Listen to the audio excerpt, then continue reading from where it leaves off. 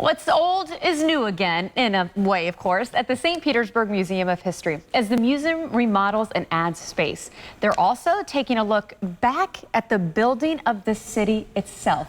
Joining me now is Rui Farias. Welcome, Rui. How are you? Great, thank you. Thanks for having me. So what is old is new, and he just sat down and he's already told me a few stories. So you guys, as you are getting ready to display, working on this new display, you're learning a lot too. Explain. We are. Well, we decided, because we have basically in our archives, we have maps, photographs, blueprints of the building of St. Petersburg in Pinellas County, and a lot of other structures around Tampa Bay. So as we've been talking about expanding and working forward to expand the museum, we wanted to create, and of course of all the construction that's happening in Tampa Bay now, all the growth, we wanted to create an exhibit titled Building the Sunshine City, using all these cool old documents, photos that we have.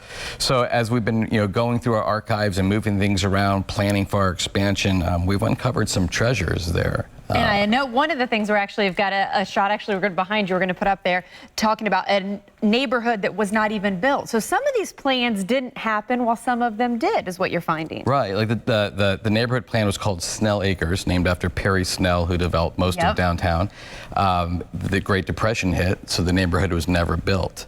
And then we found what I deem the most treasured piece of all. Get ready for this one. There was a downtown waterfront master plan that was designed in 1924, so we just had one created about 5 or 6 years ago, because we've never had one.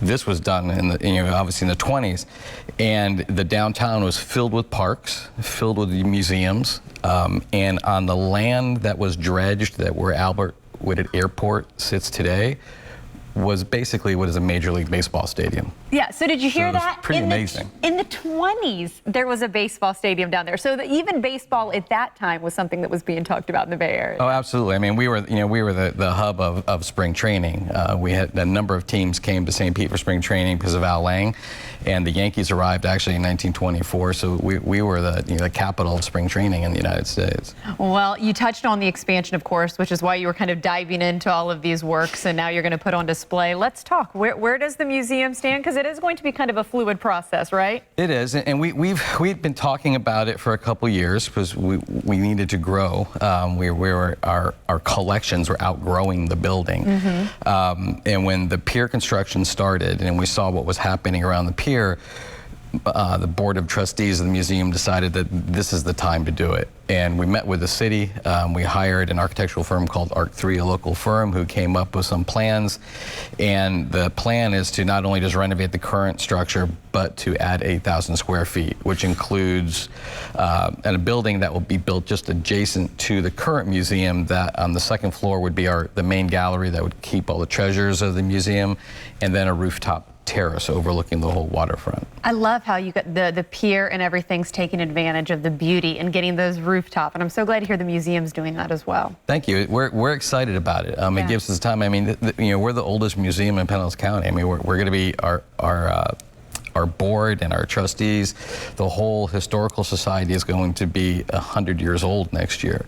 So we've been on that same spot on the pier approach since 1921. So we've been here a while. Well, happy 99th birthday. Can we say that? Yes, we can. Yeah, thank you. Well, you know what? In accordance to your 99th year and everything that is happening that is exciting, I know the admission dates, a little fluid right now. Explain what people need to know before they visit you. Well, the construction has, I've never been involved in a project like this. So, for the past few weeks, I've never known when I've walked into the museum whether we could open or not because of all the construction. So the first phase was to put sprinkler systems and suppression systems throughout the building because we never had them, which is a tricky thing for a museum because water will damage artifacts. So we've gone through phase one. They've completed that. We were closed during the week for a couple of weeks, but we're reopened now.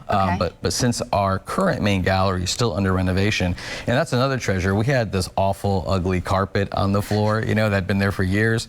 So of course we wanted to rip it out and do polished concrete, stained, beautiful floors. And when we ripped out everything and they took off all the years of glue, they found a beautiful 1950s terrazzo floor there.